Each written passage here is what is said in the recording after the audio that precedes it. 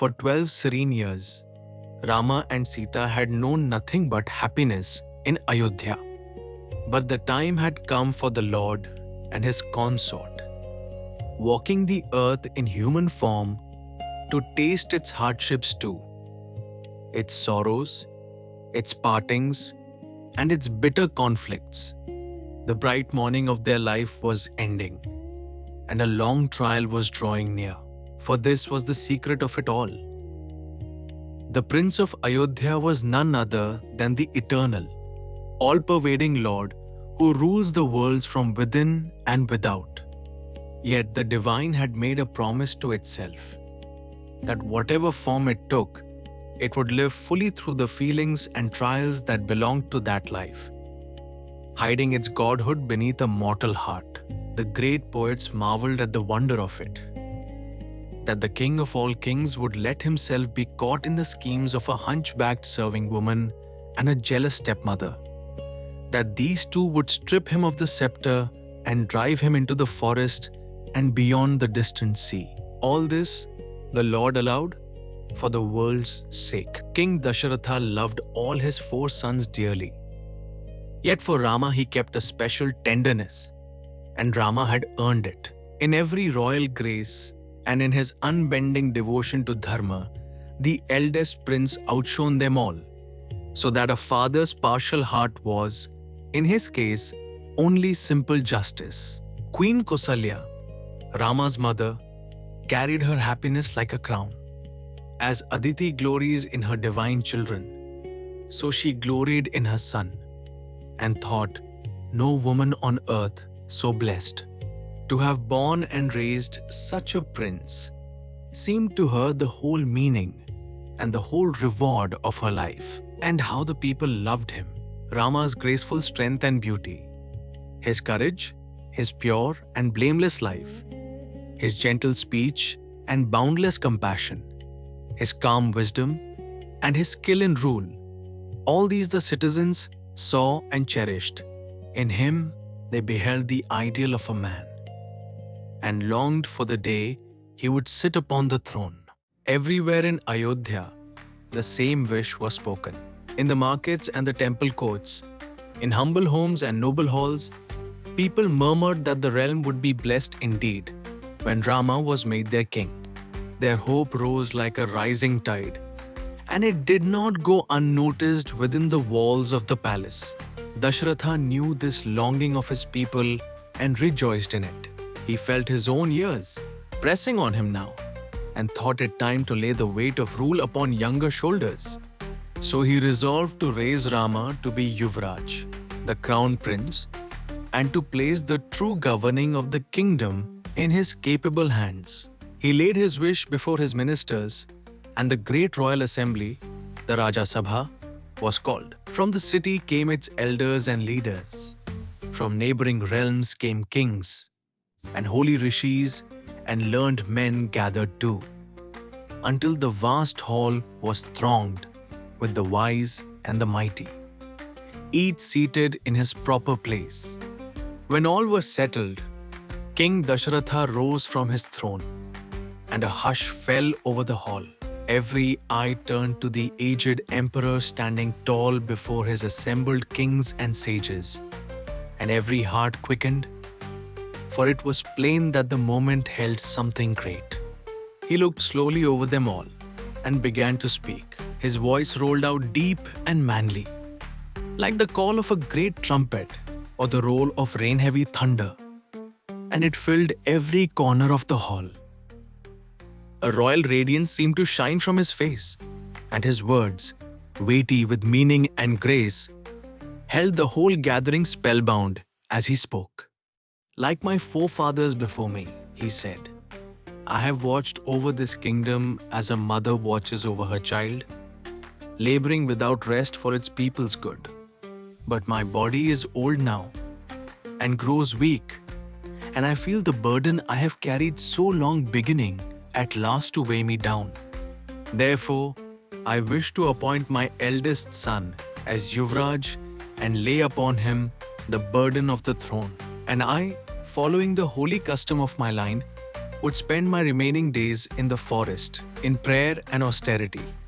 It is time the young took up the labor, and the old turned toward peace. Rama is fully equal to the task. The king went on. In statecraft and in the arts of government, he is a master, and in valor, he has no equal. Into his hands, I can entrust the kingdom without a shadow of anxiety. If this honored assembly consents, let me now give the realm into his keeping. A great shout of joy answered him.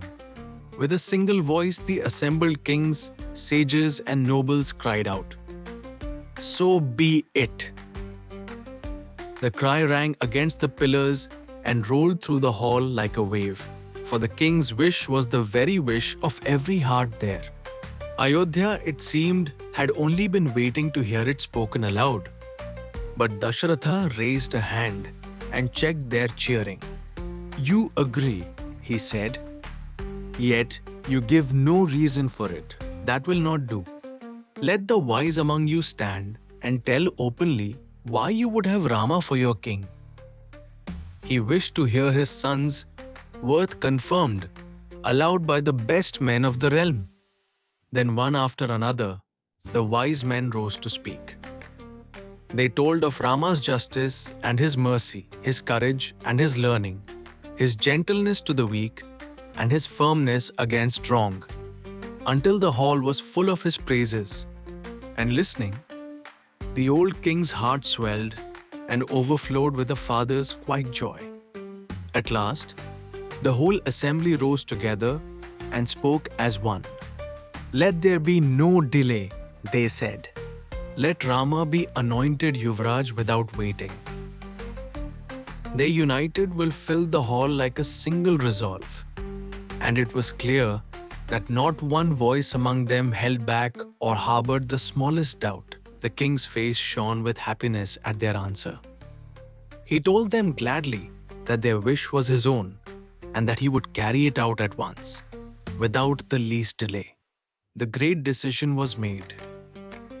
Nothing now remained but to make ready the sacred rites that would set the crown upon Rama's brow. Then Dasaratha turned to Vasishtha, to Vamdev, and the other holy guardians of the sacred rites. "This is the fair month of Chaitra," he said, "when the forest trees stand heavy with blossom. Revered elders, let every preparation be made, and swiftly, for the anointing of Rama." The great work was set in motion. The whole assembly was glad to hear such prompt commands. At the king's bidding, Sumantra, the trusted minister of the royal household, rose and went to bring the prince. Through the palace corridors he hurried, carrying the happy summons that would call Rama before his father to learn of the honor awaiting him.